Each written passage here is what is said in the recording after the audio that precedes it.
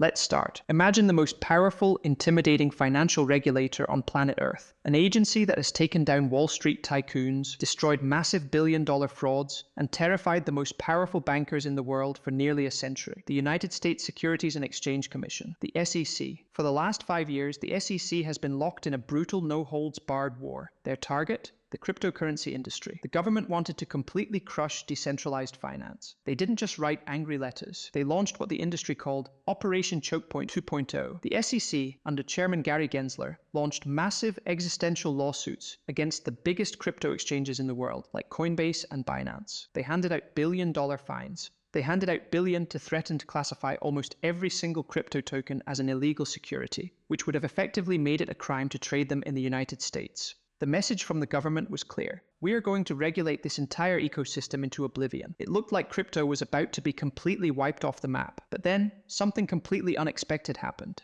In 2024 and 2025, the government just stopped. They quietly surrendered. The massive, aggressive enforcement actions were suddenly dropped. The SEC abruptly reversed course and officially approved Wall Street ETFs for Bitcoin and Ethereum, bringing crypto directly into the mainstream financial system. Politicians who had spent years standing at podiums, calling crypto a scam and a shadow economy, suddenly started wearing Bitcoin hats and passing incredibly pro-crypto legislation. The war was over, and the United States government didn't win. Crypto became the first alternative financial system in modern history to be deemed too big to ban. But how? How did a decentralized group of internet nerds, coders, and digital asset traders manage to beat the United States government? The answer has absolutely nothing to do with blockchain technology. It has everything to do with a very old, very dark financial cheat code. It's about lobbying. It's about raw, concentrated power. It's about weaponizing money. If you think the crypto industry's absolute takeover of Washington, D.C. is a new modern glitch of the digital age, you are completely wrong.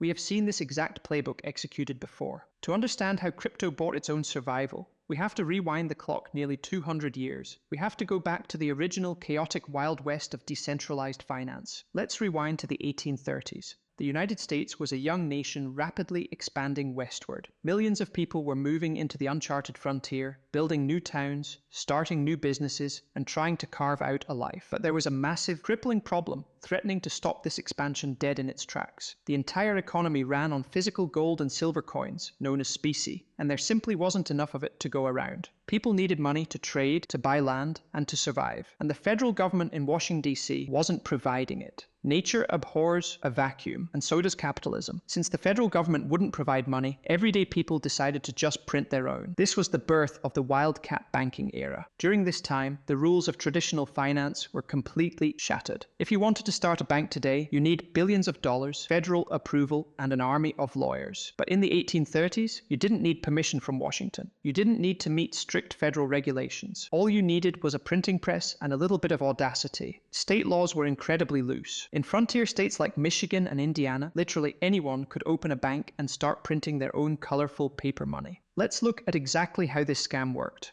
Imagine a slick businessman buys a cheap printing press. He prints $1 million worth of beautiful, official-looking paper notes for the Bank of the Great Lakes. He uses this newly printed, completely fake money to buy real lumber, real horses, and real land from unsuspecting farmers. Now, according to the law, if a farmer takes that paper note to the banker is legally required to trade it for a piece of real physical gold. So, how did the bankers avoid giving away their gold? They intentionally set up their bank headquarters in the deep, remote wilderness, areas so isolated, deep in the swamps and dense forests, that only wildcats lived there. That is literally where the term wildcat banking comes from. If a customer actually wanted to redeem their paper money for gold, they had to trek 50 miles through a dangerous, bear-infested forest, cross a swamp, and find a tiny wooden shack. And even if they survived the journey, the banker would often open a chest that had a thin layer of gold coins covering a massive pile of worthless iron nails and broken glass, tricking the customer into thinking the bank was solvent. It was the 1800s equivalent of a crypto rug pull. Thousands of different currencies flooded the American economy. Every small town, every railroad company, and every random guy with a printing press was issuing their own money. Some of this money was completely legitimate, backed by real assets, but a massive percentage of it was pure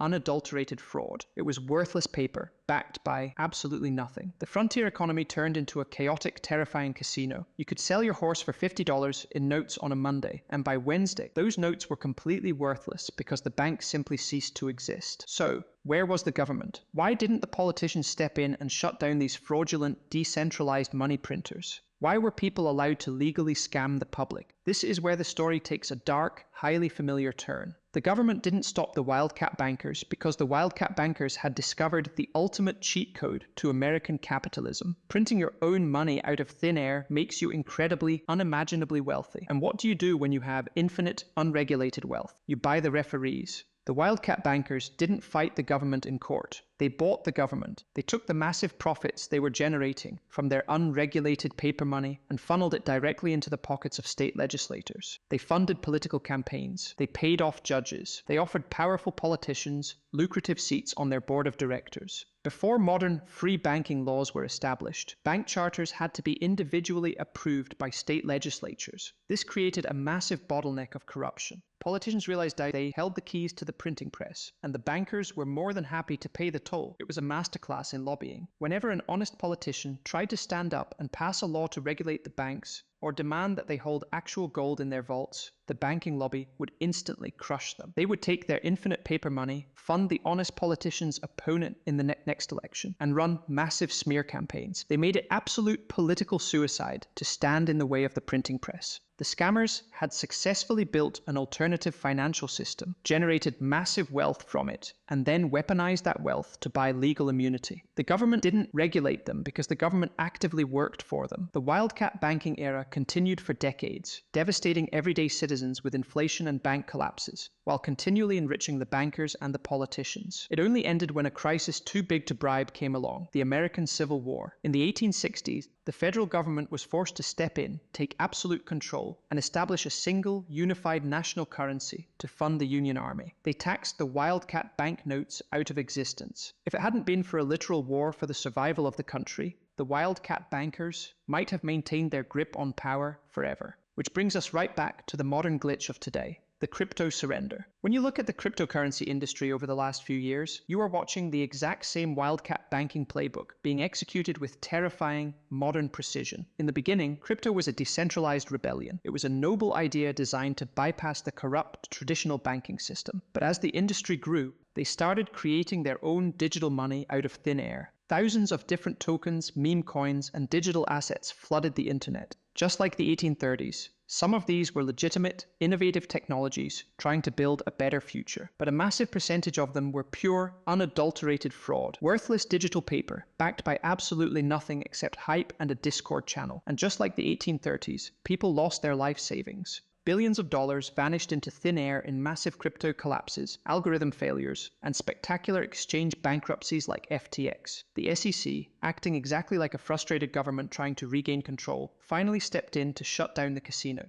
But the crypto industry had learned the lesson of the Wildcat bankers. They realized that you can't beat the United States government in a fair legal fight. So they didn't fight fair. They bought the referees. The crypto industry took the billions of dollars they had generated from their alternative financial system and built one of the most aggressive, ruthlessly well-funded lobbying machines in modern American history. In the 2024 election cycle, crypto-backed super PACs, like the massive fund known as Fairshake, became the single largest corporate political spenders in the United States. They accounted for nearly half of all corporate political contributions, pouring well over $100 million directly into congressional races. And they didn't just donate to friends, they destroyed their enemies. If a politician supported strict SEC regulations on crypto, the industry would unleash their financial weapon. In one highly publicized primary in California, the crypto super PAC spent a staggering $10 million in negative advertising to defeat Katie Porter, a prominent crypto skeptic. They spent $10 million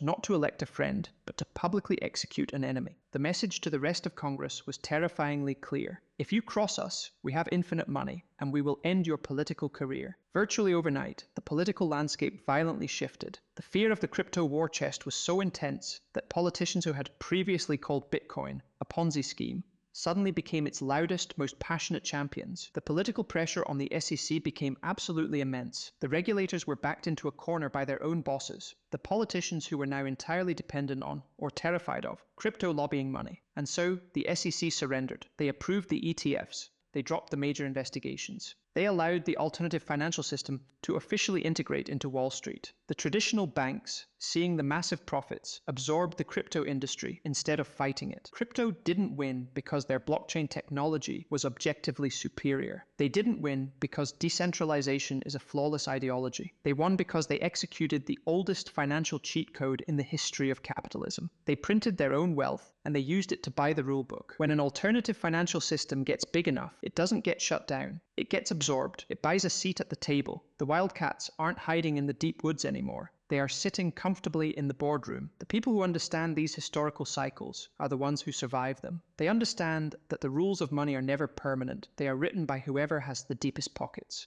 If you want to understand the hidden forces controlling your wealth, hit the subscribe button. We decode financial history so you don't get crushed by the future. The game is rigged, but if you learn how it works, you can survive it.